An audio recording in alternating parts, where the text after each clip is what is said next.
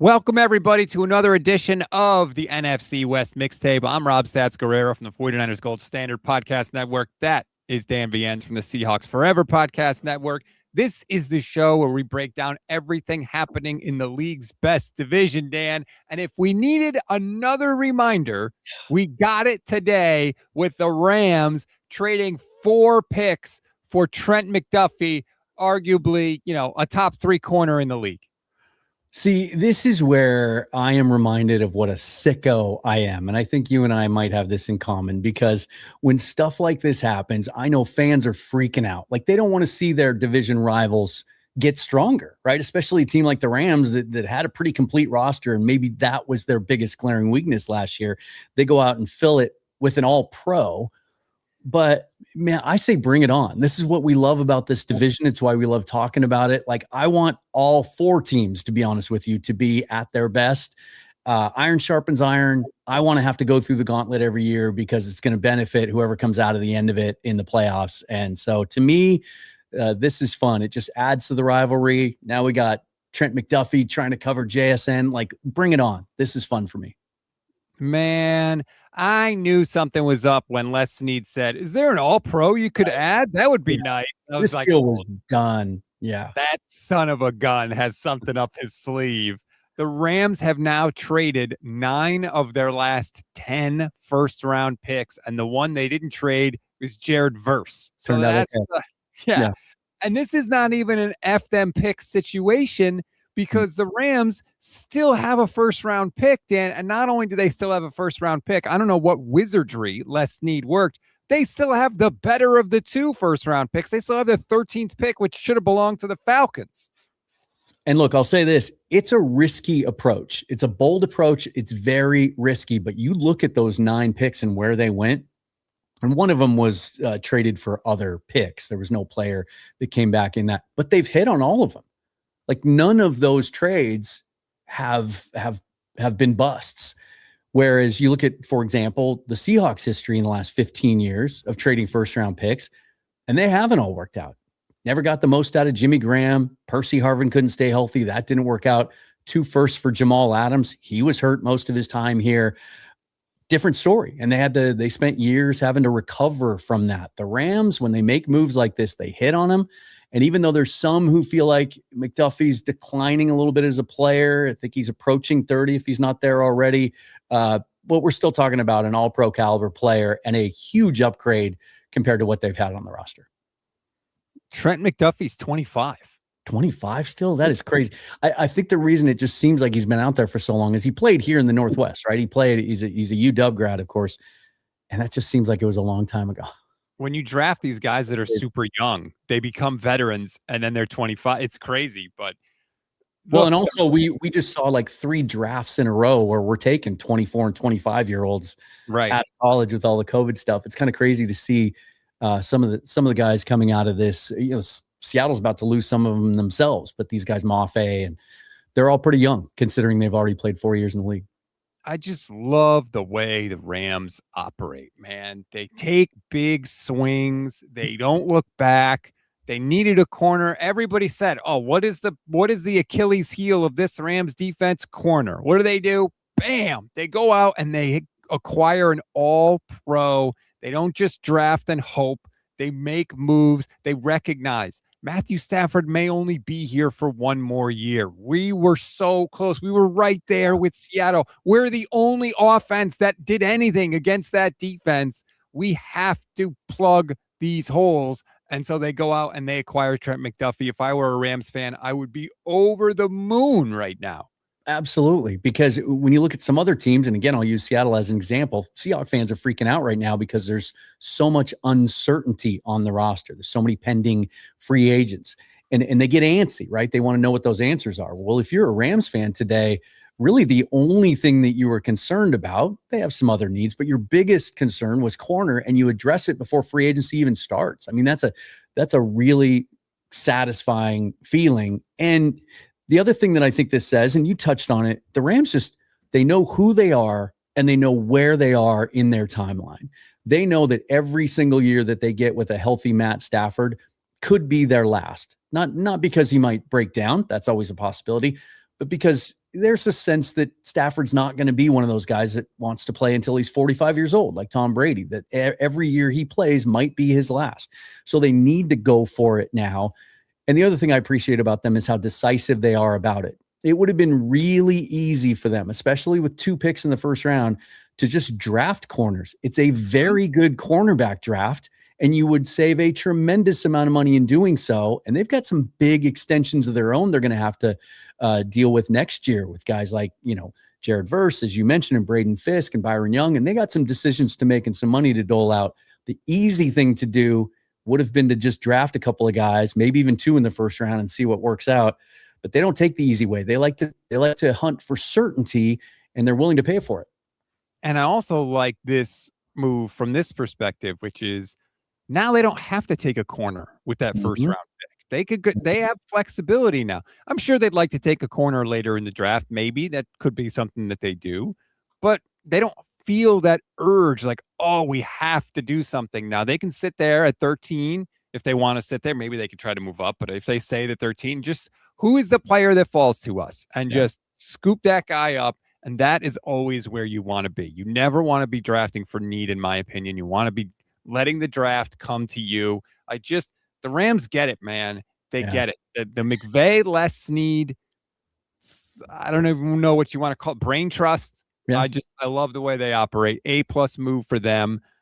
You said you don't feel like the Seahawks need to respond. I mean, when you're sitting there with the trophy in your trophy case, it's a pretty good feeling. Oh, they don't need to respond because the Rams did something. We're getting news every moment. We're going to talk about some of it here tonight. Some of it broke again right before we went live. The Seahawks can't even think about what the Niners and the Rams and the Cardinals are doing right now because they have enough work to do in their own building over the next 10 days or so before they know what their roster looks like and even how they can proceed towards the draft. So it is definitely, the term arms race has been thrown around a lot today. It's definitely that way. These teams all understand that it's a heavyweight fight every time they play. And if you want to win championships, you've got to get through a couple of different bullies. The other thing I like about this move for the Rams, though, is by using that 29th pick and preserving the 13th. And funnily enough, when they made the move with the Falcons last year and picked up the second first, we all thought maybe quarterback would be in play, right? Try to identify Matt Stafford's successor. I doubt that's the case now. That's probably a little high for Ty Simpson, as much as I think he'd be a good long-term fit there with McVay. But I think now that they've taken care of cornerback, the other big kind of glaring hole they have on their roster is safety. I don't think Cam Curl's coming back. He's projected to make $50-60 million on the open market. Well, now you're sitting there at 13 in what's a very, very good safety draft. That could be right in the range for, Caleb Downs probably doesn't get to you at 13, but a guy like Dylan Thieneman, who just went down and blew up the combine, really exciting safety prospect. Maybe you take a guy there at 13, you take care of your 2 biggest needs, and you're paying a rookie salary for that safety now instead of having to go get that on the free agent market too, because now that Duffy is on their salary cap, their effective cap space drops to below $20 million. So it was a big jump. And for the Chiefs, I completely get it. They did this with Tyreek Hill too. It's the cost of winning. Exactly. And look, they got a bunch of picks back. They got a 1st-round pick, a 5th-round pick, a 6th-round pick, and a 3rd-round pick in the 2027 draft. So you're going to have to build your team through the draft when you have the pieces in place there that they have. And again, when you've won as much as the Chiefs have won, I give them tremendous leeway. If they don't win a title for 5 years, it doesn't matter. Like, you've got 3 Super Bowls there. So good for the Chiefs. I completely get it. Yeah, I do. But man, if Jalen Watson walks in free agency too, it's tough. Now you're having to replace both of your starting corners. One who was 25 years old, one who was 27. So that gets a little dicey, but because they have some other big needs too. I'm sure they'll be on the offensive tackle market there with some of those 1st-round picks. Yeah, they let they just cut somebody. Is it Moore? No, who was it? Walker? Taylor. Jawan Taylor. Yeah, Jawan Taylor. Okay, the Rams make that move. I know, I could speak for 49ers fans because I did a live show earlier today. They are definitely feeling pressure. They want to see a Niners move in response to this. There's a lot of skepticism that the Niners won't be able to make any move that that can compare to this. You get a lot of comments like this from Chosen, who says the 49ers' big swing will be re-signing Eddie Pinheiro, or this from Joel Martinez, who says Debo will be our big swing, LOL. Niner fans are feeling it right now. I feel it a little bit too, just because what I said earlier was basically like, look, if the Seahawks are here in the race and the Rams are right behind them, and then a little distance behind is the 49ers, well, now the Rams make this trade. Well, they're even more further ahead of the 49ers now. Like they're a better team than they were 24 hours ago. And the Niners had work to do anyway, but now they and every other team in the division, obviously, except for Seattle, has work to do. And it's such a good reminder, and it's crazy that I have to say this out loud to people, but I've had to say it several times in the last few hours online. Season doesn't start tomorrow and the roster's not set yet. It's like Vegas has already shifted the Rams up in the Super Bowl favorite now. Well, of course, because they have more certainty on their roster right now. I think looks very much what it's going to look like in August with a couple of tweaks. Whereas I think it could look wildly different in some respects for Seattle and San Francisco. And so, it's just one day in the process. It's a long process. It's a great day for the Rams. They got to be feeling good about where they are, but the Niners and Seahawks have resources and they have time on their side. The league year doesn't even begin until next week. Right. Legal tampering technically doesn't begin until Monday, which I'm sure all the illegal tampering is going on now. It's not. Is it even illegal? I mean, we've got GMs talking openly about how they're talking to agents in Indianapolis, and that's why they go to the combine. It's it's not for the scouting purposes. It's nice to just get everybody in one spot. That's why they like it. That's why they like Indianapolis, because everything is walking distance, so they don't have to walk very far for the dog and pony show, and they still can get all of their stuff done if they need to get done.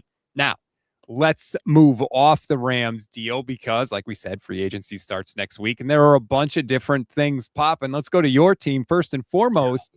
Rashid Shaheed looks like he's going to hit the open market. That was a little surprising because I know, as you've pointed out, Seahawks have a ton of cap space, so they could bring him back, but apparently he's going to test the market. Yeah, I was surprised by today's news.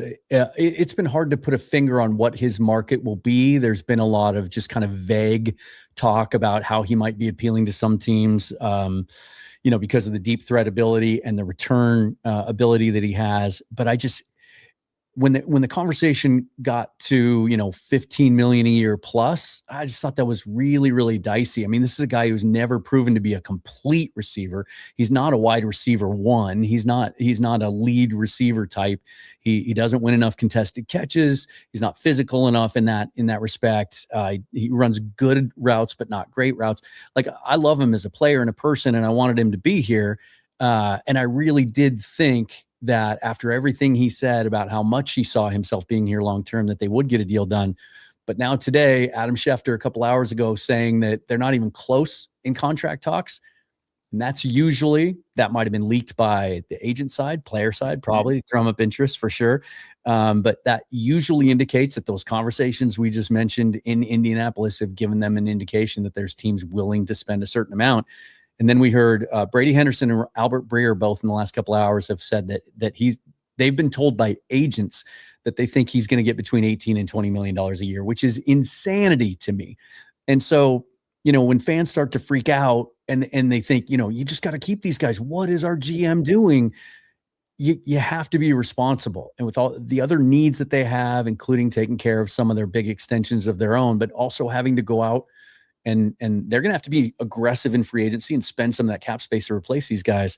It's irresponsible to overpay for guys that aren't premium positions. Even Ken Walker, same situation. I think the Seahawks love him, would love to have him back, but they have a value that they've placed on him. And it sounds like that's around $10 million a year. But all the reports now are that there's enough interest in him out there, especially with Breece Hall off the market, that he might end up getting 16, which is, again, it's insane to me. He had a great finish last year. I would not pay him $16 million. Nothing against him. It's just the nature of the running back position. I'd be very hesitant. There are some guys I would pay. Saquon Barkley, I would pay. CMC, I would pay. Bijan Robinson, I would pay. Not He's going to Everybody. get more than Bijan did, or than Saquon did. And that's crazy. It's you touched on something that you would think today in the NFL, with all the resources they have at their disposal to evaluate players, free agents, draft, and work the financial part of it out, that they would learn, right? That they would learn. But whoever pays Ken Walker that amount is paying them based off of about an 8-game sample size where he looked like his best self. They're completely ignoring the 3.5 seasons of durability issues, not being available all the time, not being able to practice, soft tissue injuries, not being decisive in his running style. Like, that's all stuff we've only seen in the last 2 months, which is great. Like, he could go on, maybe he found something and he goes on to be a star for somebody else, and Seahawks fans will lament that he got away. But man, I don't feel comfortable paying that much for that player based on his whole history. Part of being a successful team is knowing who to pay and knowing who not to pay. And paying Rashid Shaheed because you just won a Super Bowl is a bad decision. Mm-hmm. Paying him that amount of money, what you were talking about there, $18 million. He hasn't shown you enough as a pure wide receiver to justify that amount of money, in my opinion. And look, you got him at the deadline. There are players and receivers available at the deadline every year. You could always make another trade at the deadline if you need to make a move next season. Yeah. I would not have paid him if I were the Seahawks. You don't have to bring everybody back, and bringing everybody back doesn't mean you're going to win the Super Bowl next year. The Buccaneers did that. Remember when Brady won, they brought literally everybody back. Guess what? Mm-hmm. It doesn't work. Even with the greatest quarterback of all time, you don't want to do an impression of yourself. And it seems like the Seahawks realize that. Yeah. And you mentioned it. It's not just, whether or not you want this player back in a vacuum. It's where it fits in with what else is available out there, the draft and free agency. It's a really interesting wide receiver class that's very, very deep. It might lack a couple of those big superstars at the top, but it's really deep. And in particular, I thought one of the storylines of the receiver group in Indianapolis was all the smaller guys that kind of look like Rashid Shaheed, guys with returnability in their background, guys that are compact, really, really quick and explosive and dynamic, and can do some of those gadget things that Shaheed does. So you can get one of those guys for essentially free in the draft, right? On a rookie deal. There's some other guys in free agency as well. But I keep trying to tell fans this. Seahawks are in a very unique position that we haven't seen a lot of teams be in coming off of a parade. And that is having a bunch of cap space, having a bunch of young players on rookie contracts still, and having their core, even beyond the 2 guys that they got to give big extensions to, locked up for a couple of years. And so for every player that you don't want to leave as a fan that gets away, and right now, as we sit here today, they might lose all 5 of their key unrestricted free agents. We've talked about Walker and Shaheed, but Mafe, Reek Woolen, and Kobe Bryant, those guys may very well also price themselves out of the Seahawks range. Well, what does that do? Okay, you lose those 5 players. You hate that. But now you have up to $105 million in cap space they can access. One of the best GMs in the game, if not the best. And all the free agent menu and the drafts, and even though they only have 3 picks in the top 100 in front of you, that gives you the best chance to try to replicate or replace those guys with competent players. Big Brick 84 says lots of teams will be overpaying for Seattle's free agents this offseason. It's going to be interesting to see. You mentioned Reek Woolen. A lot of ESPN, or I should say athletic reporters, Niners reporters, say people sort of believe that Reek Woolen could end up in San Francisco, which was news to me. Apparently, Renardo Green got on somebody's bad side because everybody's kicking him out of town. What, for 49ers fans that don't know, what are we getting if that were to happen? Reek Woolen, talented guy, big guy, but confidence issues and kind of questions from the neck up? There's some focus issues, I think is the right word, right? Like he'll be so good for so long, and then he'll let up in coverage, just misplay a ball in a key moment. You obviously saw that week 1 against the Niners. It cost us the game. He had 2 of those plays down the stretch, including the winning touchdown. Penalties as well. And he had cleaned a lot of that stuff up. But maybe if he does leave Seattle, we might look back and say the last straw might have been in that NFC Championship game when, the Seahawks had what appeared in the moment to be kind of a comfortable lead. And then he goes on a third down call after he makes a big pass breakup and, chirps at the Rams sideline and gets the call. And then we all saw the mic'd up moment with Mike McDonald where the ref comes over to tell him who it was. He's like, I know who it was. Like they've been frustrated with Reek for a while. That being said, similar to Kenneth Walker, I think the last 2 months of the season after the trade deadline came and went, when his name was thrown around quite a bit, and then he was able to relax and be comfortable afterwards, I think we saw the best version of Reek Woolen. And he was one of the best corners in football at preventing catches and preventing big plays last year. The physical traits are undeniable, the length, the speed. And if you go back and watch his rookie tape, I mean, this looked like a perennial all-pro in the making. And I do think he still has some development left in front of him. So I can see why he's going to get paid on the free agent market. I could see why he'd appeal to the 49ers. And up until that McDuffie move was made today, I was just kind of preparing myself for the fact that if he doesn't end up a 49er, he very well could have ended up a Ram, although that's probably not in the cards now after they made the move they did. Just 26 years old as well. Yeah. This is what I would like about it. I would like the fact that, one, you were making a division rival weaker, but two, like, you got somebody that plays on that Seattle defense that you could be like, hey, what the hell did you guys do against us? Because you kicked the hell out of us the last 2 times you played. It's funny, isn't it? We said jokingly a couple of months ago that the NFC West is not only the best division in football, but also the most incestuous. And what we meant at the time was that all these coaches now, and now it's 4 deep with LaFleur being in Arizona, all the offensive coaches anyway in this division are all from the same DNA, all from the same tree, basically running the same scheme, which makes it fascinating. But now it's going to go to even more of a level of incestuousness. Is that the right conjugation of that? That because now we're just going to be trading players, right? Like the Seahawks go take the 49ers offensive coordinator. There's talk that they'll sign Brian Robinson because that makes sense. He's scheme familiar. Reek might end up, with the Niners. Boye Mafe may stay in the division. It just, again, I just think it all adds up to the rivalry being more interesting. And my goodness, they damn well better end up on one of the hard knockses this year, either the preseason one or the in-season one, because if you don't feature this division, I don't even know what you're doing. That would be Kyle Shanahan's nightmare. He hates hard knocks. Seahawks don't want it either. They want nothing to do with it. There's a lot of belief that part of the Niners going to Australia is because they did not want to do hard knocks. So the league was okay. Well, sly, very sly. That's chess, not checkers right there. I would love if they were on hard knocks, but I don't think it'll ever happen. The last thing we want to get to before we go is a move that the Cardinals are going to make. Yeah. They are going to release quarterback Kyler Murray. He has talked about it on Twitter. He's confirmed the report. He issued a goodbye. He did say, I feel like I failed the team, which was, I think a nice thing for him to say.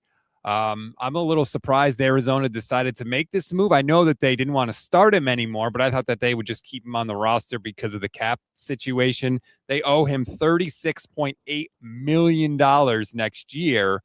Mm-hmm. Kyler's going to be off. There's going to be a new starting quarterback in Arizona. Yeah, his case is fascinating. And really the whole quarterback market this offseason, I was listening to Daniel Jeremiah and Greg Rosenthal this morning, and they were counting all the really viable starting quality quarterbacks that are available on the free market or will be once they're all released. And it's 10, 12 deep, which really lends itself to a lot of drama. You know how I feel about Murray. I've been open with it ever since he signed his extension. I said the Cardinals were doing the rest of the division a favor. I don't think he has special qualities. I don't think he has elite upside anymore. And I think people should give up on that idea. But he's immensely talented and in the right situation could certainly, I think, be a really effective game manager type, point guard type quarterback. And he's in that situation now, like Russ was when the Broncos moved on from him, where that money that you mentioned is all guaranteed. He's getting paid that in cash by the Cardinals next year. So it's one of those things where teams aren't going to offer him big contracts. He's going to play for the minimum somewhere. Mm-hmm. And so I could see him, right? I could see Jimmy Garoppolo going to Arizona. There's a lot of talk there, and that makes a lot of sense following LaFleur there. I could see Kyler going to LA. Sean likes his veteran quarterbacks. Maybe he goes and backs up Stafford and they do some cool stuff with him. But there's a lot of talk of Minnesota too. So we'll see.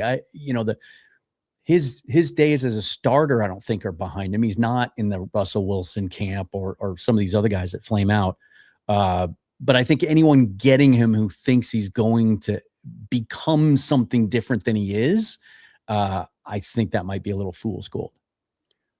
I have said it since last year, since we knew he was going to be done in Arizona. Kyler Murray has New York Jets quarterback written all over him.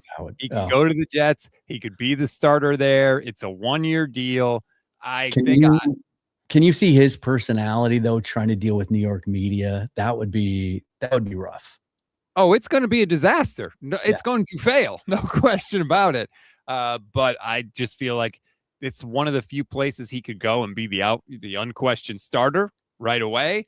He could play for the league minimum, like you said, because anything that he gets paid from the new team above the league minimum just comes off of what the Cardinals owe him. So, right. So exactly. That's somebody told me yesterday. They're like, well, doesn't that mean that a team can offer more so they can get him? Well, it doesn't change the amount of money that would go into his pocket. You could pay him $20 million a year, to your point, and it would just mean that 20 is coming from the new team, and then 16 or whatever it is would be coming from the Cardinals. So, and if you're Kyler, like this is going to be a 1-year audition for you. Absolutely. So you want to put on the best possible tape that you can put on. And part of that is having good teammates. Well, if you play for the league minimum, that leaves the most amount of money possible for your new team to go out and add other players too. So it makes sense that you would just play on the league minimum, because it doesn't take any money out of your pocket and puts you in the best possible position to succeed. I have another fun destination that I haven't heard anyone mention yet. Okay. But the quarterback situation in Indianapolis is really, really intriguing and mysterious right now, right? Mm-hmm. Because they placed the transition tag on Daniel Jones. So he's going to be there. Team could come along and offer him a contract and they'd have the opportunity to match. But there's no guarantee coming off a torn Achilles. Like we've seen players. It took Aaron Rodgers 2 full years to come back. Granted, he was older, but usually with that injury, it's worse than ACL now. Like you're not the same player when you come back. And so they need something. They're shopping Anthony Richardson. He's not the answer. Riley Leonard's not the answer. What about Kyler for $1 million in Indianapolis as a bridge or a stopgap until Daniel Jones is ready? That's an interesting thought that I hadn't had.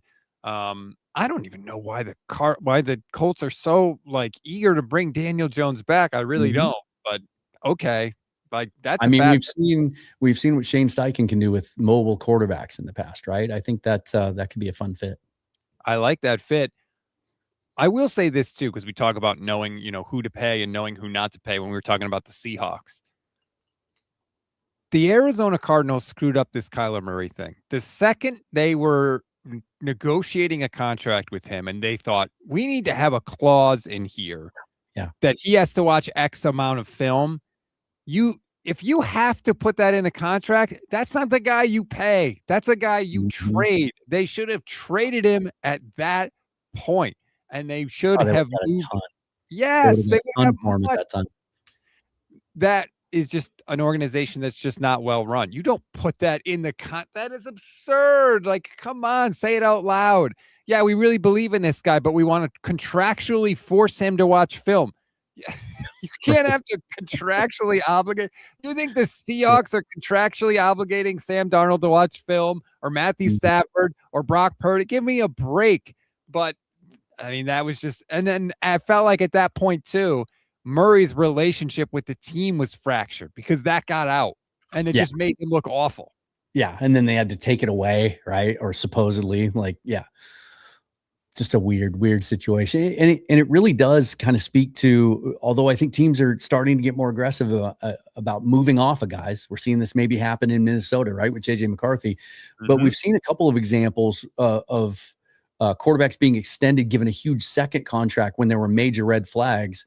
That hasn't worked out. We have seen one where it has worked out. Kyler Murray obviously didn't. Tua Tagovailoa, It didn't. There were major questions about whether he should be extended at that number, given his concussion history and even some of the things in his game. And then I felt the same way about Trevor Lawrence getting that big second deal, but that's now starting to look like it was a pretty sound move with Liam Cohen there. And he kind of took his game to another level. So it's a huge, huge risk. Huge risk and a commitment, locks you in. You have to be out of the quarterback market, usually for about 3 years for the most part. And then, there's an old saying, every contract in the NFL is a 3-year contract. That's usually what you have to ask yourself. Well, if we're going to sign this person, are they good enough to take us completely out of the quarterback market for the next 3 years? Cardinals thought yes, but ultimately Kyler's going to be gone. He will be on a new team. They will have a new starting quarterback. I might as well throw it up there since you went through the effort. We were originally planning to do free agent fits for every team in the division before the Rams made this blockbuster trade. But you made a fancy graphic, and it's a beautiful graphic. So we'll throw it up on the screen. Speaking of the incestuous NFC West, there it is. Jimmy Garoppolo, Cardinals quarterback. I love the idea from you because no matter what happens, if you're the Cardinals, you win. If you get Jimmy Garoppolo, he's not a good quarterback. You're going to be bad. Or if Jimmy Garoppolo is going to do the Jimmy Garoppolo thing, and that's get hurt, then you perform the elegant tank, because then you're going to lose games because you're going to have a backup quarterback, but no one's going to accuse you of tanking because, hey, your starting quarterback got hurt. So no matter what happens, the Cardinals win.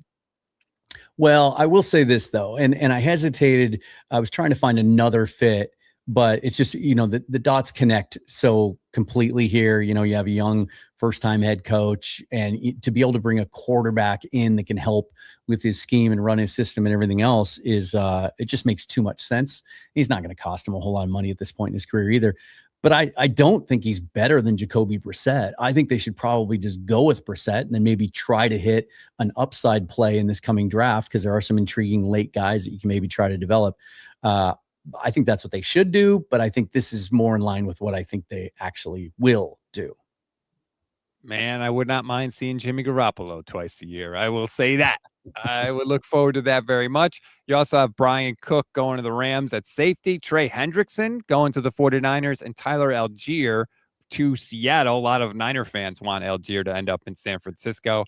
The Trey Hendrickson thing, I would have been right there with you. Until I found out that Jonathan Grenard was potentially available from Minnesota. Now you got to trade for him. So, and he wants an adjustment to his contract as well. So I would have to see what his demands were.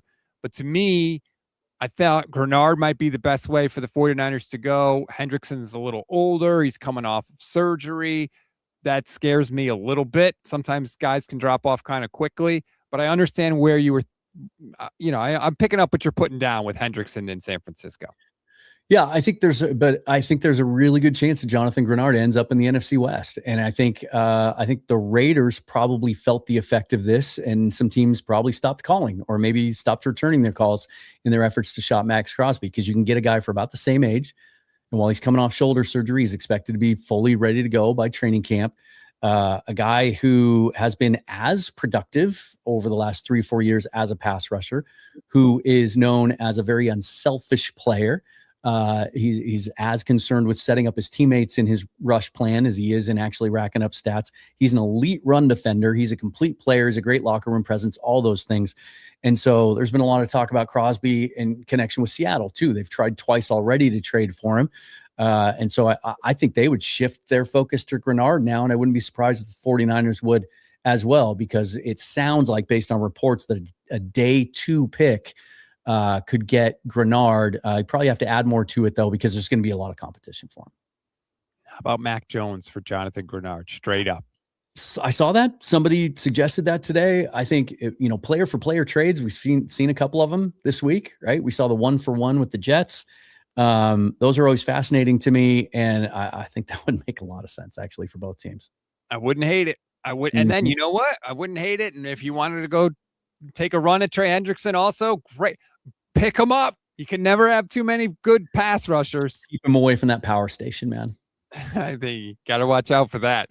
But yeah, I agree. I think that that's part of it now is like, not only do you have to beat out the other teams in the league for people services, but you got to beat out the teams in the West. I think every team is going to ask themselves when they're debating, do we want player X, or what are we willing to pay, or what are we willing to give up for player X? Someone in that room is going to say, yeah, but do you want insert other NFC West team to get him? Do you want the Rams to get Christian McCaffrey, Kyle Shanahan? Mhm. No. Great. We'll give up another pick. We'll trade for Christian McCaffrey. That's a real thing. I think that's going to happen now. And I think, honestly, for the next couple of years. Yeah, and you find out who the competitors are too, because, I could see some players in this league when mulling their options thinking, oh, I don't want to go to the NFC West. Like, look how hard that is, right? But if that's how a player feels, and that's probably not a player that either the Rams, 49ers, or Seahawks want, because all three of those organizations like guys who love ball and like to compete and just don't get wrapped up in BS. NFL free agency officially kicks off next week. This was our last show before free agency, so we wanted to do a quick little preview.